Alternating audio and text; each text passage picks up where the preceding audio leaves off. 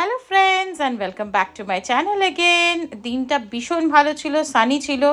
So ছেলেকে নিয়ে মেয়েকে নিয়ে বেরিয়ে পড়লাম, কেননা উইকেন্ডে এটা তো মাস্ট আমাদের একটু একদিন তো বাইরে বেরোই আমরা মা ছেলে মেয়ে মিলে সরি। সো ভীষণ সানি ছিল আর গরমও লাগছিল দেখুন। আর এখানে তো গরমের শুনলে সব জামা কাপড় খুলে বেরিয়ে পড়ে, তাদের মধ্যে আবার কেউ কেউ মোটা জ্যাকেট পরেও ঘোরে। সো সব রকম মানুষই রাস্তায় পাওয়া যায়। সো আমরা বেরিয়ে পড়লাম, কারণ হাই স্ট্রিট তো বাড়ির থেকে একটুখানি। তো কিছু একটা কাজ ছিল, সারপ্রাইজিং কাজ, সেটা আপনাদের সঙ্গে শেয়ার করব খুব শীঘ্রই। সেটার জন্য কিছু সরঞ্জাম কিনতেই গেছিলাম। তারপর একটু পাউন্ডল্যান্ডেও যাওয়ার ছিল। দেখুন কি সুন্দর লাগে এই জায়গাটা, নানা রকমের ফুল দিয়ে ভর্তি থাকে। পাউন্ডল্যান্ড ঘুরে তারপর আমরা আস্তে আস্তে বাড়িতে আসলাম। এরপর আপনাদের সঙ্গে শেয়ার করছি খুব তাড়াতাড়ি যে সিক্রেটটা কি, কার জন্য গেছিলাম। আজকে স্পেশাল অ্যাট্রাকশন হলো, দেখুন হঠাৎ করে অনির্বাণকে একজনকে ওই লাউ গাছটা দিয়েছে। আমার বারান্দায় কোনো প্ল্যানিং নেই গাছ করার, বাট গাছকে মেরে ফেলবো ভাবলাম চেষ্টা একটা করে দেখি। আমি খুব ভালো গার্ডেনিংয়ের কেউ না, বাট স্টিল সাথে একটা এই জবা গাছ পেলাম জানেন তো, নিয়ে আসলাম। দেখি দুটোকে প্ল্যান্টিং করে কেমন হয়। কোনো মতে দুটো গাছকে বসিয়ে তো দিলাম গোড়া সমেত, একটু জল দিয়ে মাটিটাকে কুপিয়ে।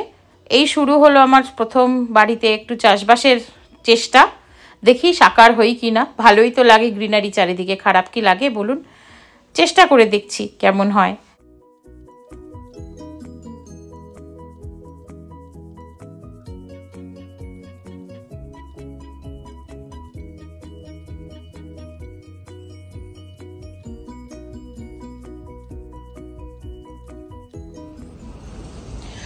আমার ছোট্ট লাউ গাছ, ছোট্ট জবা গাছ, আপনাদের গার্ডেনিং কেমন লাগলো জানাবেন প্লিজ।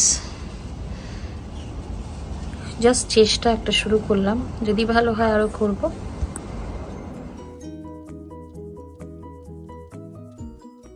শানের অনেক দিনের শখ ছিল ওর গার্ডেনে কিছু একটা হোক। চেষ্টা করলাম, দেখি বাঁচাতে পারি কি না। যদি বাঁচাতে পারি ইটস লাক, আরও গাছ করব।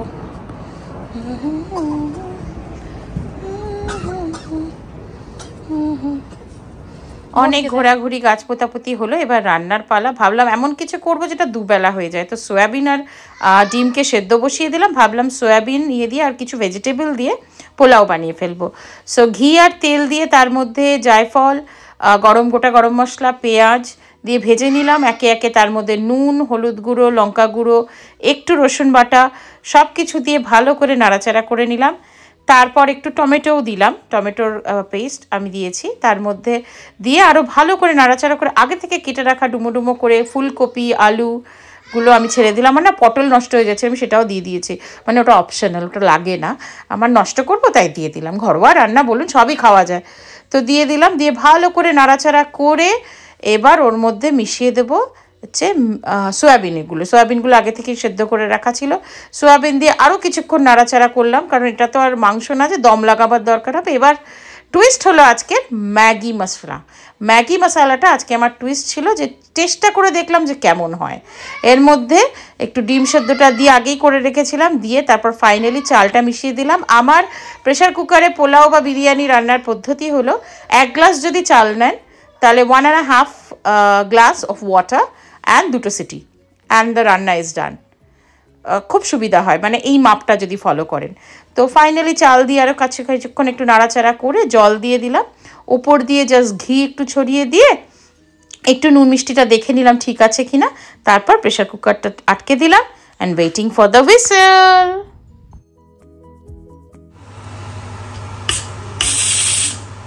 ব্যাস আর কি, দেখুন বিউটিফুল সয়াবিন আর ডিমের with little bit of vegetable দিয়ে পোলাও রেডি। দুপুর রাত দুজনেরই মা ছেলের আরাম করে হয়ে যাবে। সাথে ও যদি কিছু খেতে চায় আর একটু সাথে তো করে দেবই। ট্রাই করে দেখবেন, একেবারে পেট ভরা দারুণ খাবার। ইভেন আমার মেয়েও খেয়েছে and she loved it. So এটা আমাদের কাছে খুব একটা ফেভারিট আইটেম হয়ে দাঁড়ালো। যখনই কিছু পাবো না, ভালো লাগবে না, নিশ্চয়ই এটা ট্রাই করবো। আর আপনারাও প্লিজ ট্রাই করে দেখবেন কেমন লাগে। সত্যি সত্যি খুব ইয়ামি হয়, খুব ইয়ামি খেতে হয়। তারপরের দিন সকালে উইকেন্ড তো একটু এইগুলো পরিষ্কার, ভীষণ তেলচিটে হয়ে যায়। উইকলি একবার করে না পরিষ্কার করলে না একদম চটচট করে। তো লেগে ফেললাম পরিষ্কারের কাজে। এগুলো পরিষ্কার করে তারপর মেয়ের সঙ্গে লেগে পড়লাম ওর গ্রোস মোটর স্কিল আর ফিজিক্যাল স্কিল বলতে পারেন বা নাম্বার স্কিলসকে গ্রো করতে। বাচ্চাদের সঙ্গে আমি প্রত্যেকটা মাকে রিকোয়েস্ট করব মোবাইল আর রিল থেকে একটু দূরে সরে please give them some time, it is needed. খুব কষ্টকর আজকের ডেটে, বাট এটা নিডেড, খুব নিডেড, কারণ ওরা অনেক কিছু শেখে এর মাধ্যমে, কানেকশানটাও খুব ভালো হয়।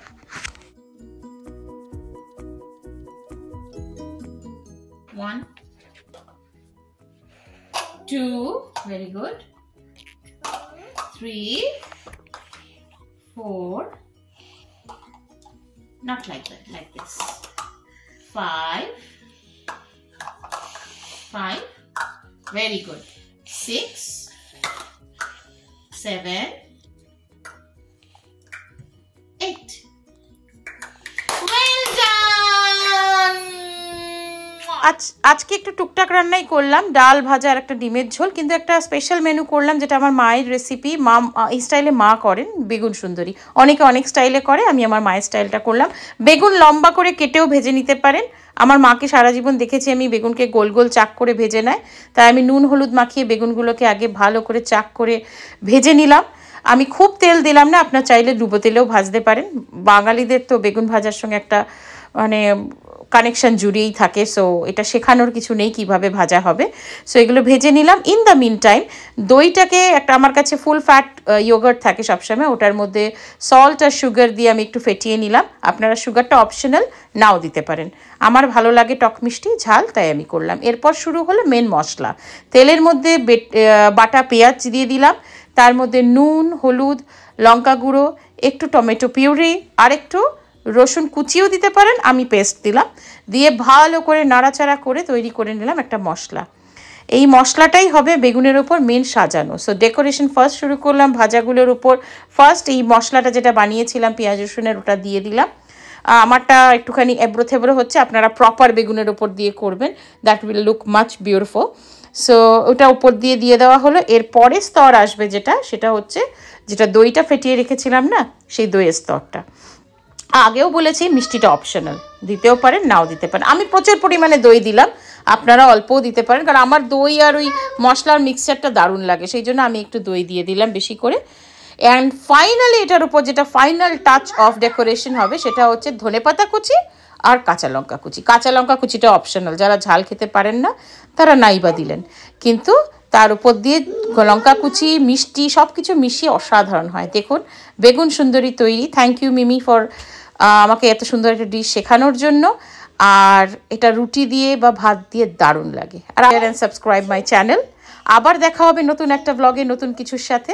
টিল দেন সুস্থ থাকুন, ভালো থাকুন, দেখা হবে খুব শীঘ্রই। And please do keep on smiling. আর যারা নতুন নতুন আমাকে সাবস্ক্রাইব করছেন আমার চ্যানেলকে, তাদেরকে অসংখ্য অসংখ্য ধন্যবাদ। দেখা হবে তাড়াতাড়ি। Till then, bye by.